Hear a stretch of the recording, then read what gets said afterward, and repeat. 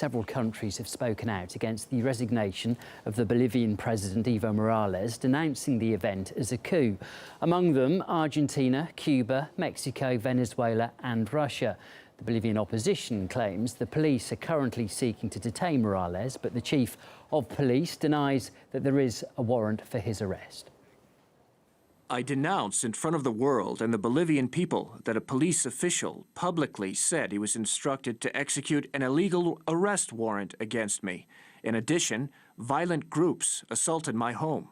This coup destroys the rule of law. Well, these pictures here purportedly show Morales' house, which was vandalised. His resignation follows weeks of violent protests and pressure from the army to quit. The opposition accuses the government of electoral fraud after Morales secured a 10-point lead, thereby avoiding a runoff. Meanwhile, during the unrest, there were attacks on state media and politicians. Reportedly, the opposition set one governor's house on fire. Also, rioters forced journalists to leave their offices, threatening to trash them if they refused. The radio station chief was tied to a tree, and protesters dragged the mayor of a small town through the streets barefoot, covered her in red paint and also cut her hair.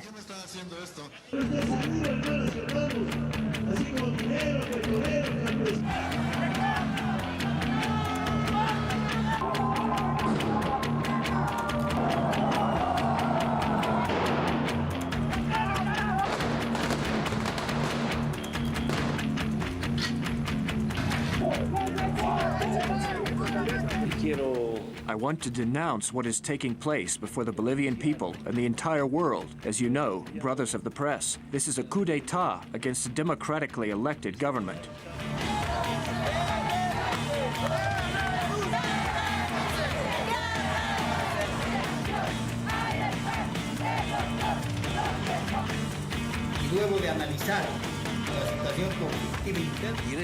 And at this moment, it's important to say to the Bolivian people, it's our obligation, it's my obligation as an indigenous president and the president of all Bolivians to look for peace.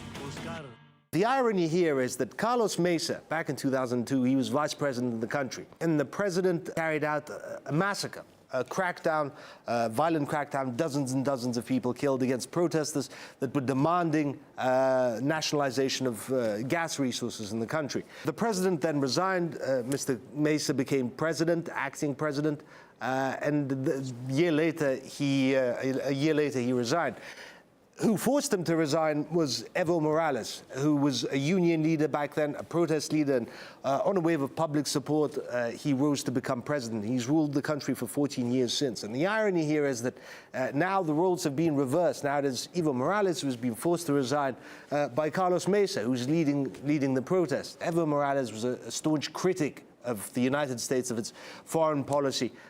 Mr. Mesa is on the opposite. He says that he'll improve relations with the United States. He was involved in something of a scandal recently. He came back from the United States, and his spokesperson declared that he'd just been given $10 million by USA, the United States government, which Mr. Mesa denied. Nevertheless, if any other country had given a presidential candidate $10 million, that would have been election meddling. In this case, well, nobody's saying anything. Mr. Mesa denies that he got the money. Nevertheless, this is a very turbulent time for Bolivia, because there's a lot of change that's going to happen. It is unclear whether Mr. Morales or his successor is going to run in the election. Unclear if Mr. Mesa will now be president. And if he is, there'll be radical changes in the ways things are run. Murad Gaziev reporting there. Well, the two officials next in line to take over the government have also left their positions, the Vice President and also the President of the Senate. Some say they fear for the safety of their families. Legislators are now expected to meet to agree on an interim leadership for the country. This report now from local journalist Alejandro Bejarano. I am now in the southern part of La Paz, a few hours after the resignation of Evo Morales, when we expected that announcement to bring peace to the streets where the people have been rallying for 19 days. Evo Morales claimed that there was an attempt to arrest him illegally and that someone broke into his house. Meanwhile, opposition leader Luis Fernando Camacho reports that armed forces have confiscated Evo's plane, so he cannot leave the country. A group of soldiers is looking for Morales in his home region. There are still lots of protests in the streets. One of the most troubling developments is that the Venezuelan embassy was taken by men in hoods who had explosives with them. During the assault, one man was wounded. This morning, after news of the resignation broke, the vice president expressed concerns about the constitutional crisis the country is facing. No people have taken up the presidential seat, according to the constitution, as the president, the vice president and the heads of both chambers of the Bolivian parliament have resigned. There is a need for Parliament to gather and discuss these issues. Former President and electoral candidate Carlos Mesa has made a plea that the constitutional order be respected so that Morales has no grounds to talk of a coup. The former head of the Supreme Electoral Tribunal and the former vice president of this body were arrested on criminal charges. That's what's been happening this night in La Paz. Political analyst and former UN official Francisco Coloni says the Bolivian military has conducted a coup.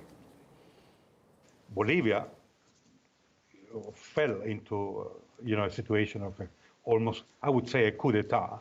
So one has to see this coup against Morales within that context of American policy trying to recover their failed hegemony or primacy in the region. I mean, basically it's that. I mean, here there is North American hands, USA hands in this coup d'etat against Morales. I think Morales avoided the civil war. I mean, he made a very great gesture as a politician, not to insist.